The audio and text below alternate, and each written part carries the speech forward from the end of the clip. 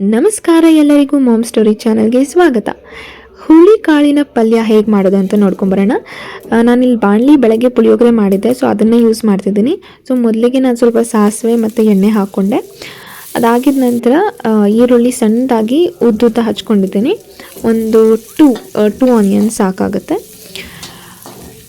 ನಾನು ಲೋ ಫ್ಲೇಮಲ್ಲಿ ಇಟ್ಕೊಂಡಿರೋ ಕಾರಣದಿಂದ ಸ್ವಲ್ಪ ಚೆನ್ನಾಗಿ ಬೇಯಲಿ ಅಂತ. ನೀವು ಹೈ ಫ್ಲೇಮಲ್ಲೂ ಇಟ್ಕೋಬೋದು. ಸೊ ನಾನಾದರೆ ಜಾಸ್ತಿ ಲೋ ಫ್ಲೇಮಲ್ಲೇ ಮಾಡೋದು. ನೀವಿಲ್ಲಿ ನೋಡ್ತಿರ್ಬೋದು ಸ್ವಲ್ಪ ರೆಡ್ ಆಗ್ತಿದೆ. ಆಗ ಒಣಗಿದ ಮೆಣಸಿನ್ಕಾಯಿನ ಸ್ವಲ್ಪ ಹಾಕಿದೆ, ಒಂದು 4 to 5 ಹಾಕ್ಕೋಬೋದು ನೀವು. ನಾನಿಲ್ಲಿ ಮಾಡ್ತಿರೋದು ಒಂದು 3 ಮೆಂಬರ್ಸ್ಗೆ ಆಗೋವಷ್ಟು, ಸೊ ಅದರಿಂದ ಇದನ್ನು ಯೂಸ್ ಮಾಡ್ತಿದ್ದೀನಿ.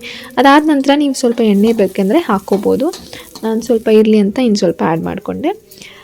ಹಾಗೆ ಫ್ರೈ ಆಗ್ತಿರಲಿ, ಅದಕ್ಕೆ ನಾನು ಹುಳಿ ಕಾಳನ್ನು ಕುಕ್ಕರ್ನಲ್ಲಿ ಬೇಯಿಸ್ಕೊಂಡು ಇಟ್ಕೊಂಡಿದ್ದೆ.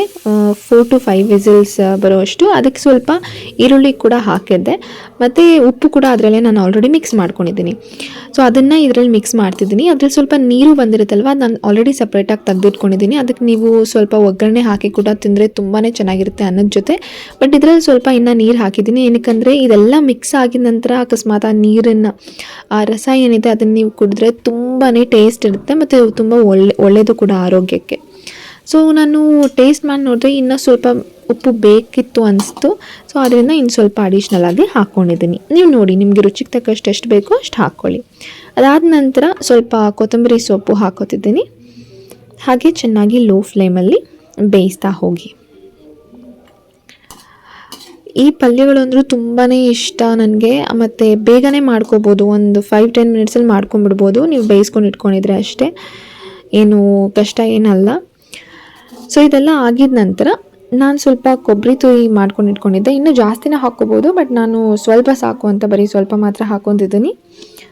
ಸೊ ಇದು ಹಾಕಿದ ನಂತರ ಇನ್ನೂ ಹಾಗೆ ಕಲಿಸ್ತಾ ಹೋಗಿ. ನೀವು ಕೊಬ್ಬರಿ ಹಾಕಿದ್ರೇ ತುಂಬಾ ಟೇಸ್ಟ್ ಬರೋದು. ಕೊಬ್ಬರಿ ಹಾಕ್ದಂಗೆ ಕೂಡ ಮಾಡ್ಬೋದು, ಬಟ್ ನೀವು ಹಾಕಿದ್ರೆ ಅದರ ರುಚಿನೇ ಬೇರೆ ಆಗಿರುತ್ತೆ. ಸೊ ಒಮ್ಮೆ ಟ್ರೈ ಮಾಡಿ ನೋಡಿ, ನಿಮಗೂ ಖಂಡಿತ ಇಷ್ಟ ಆಗುತ್ತೆ ಅಂದ್ಕೊತೀನಿ. ವಿಡಿಯೋ ಇಷ್ಟ ಆದಲ್ಲಿ ಲೈಕ್, ಸಬ್ಸ್ಕ್ರೈಬ್ ಹಾಗೂ ಬೆಲ್ ಬಟನ್ ಕ್ಲಿಕ್ ಮಾಡೋದು ಮರಿಬೇಡಿ. ಧನ್ಯವಾದಗಳು.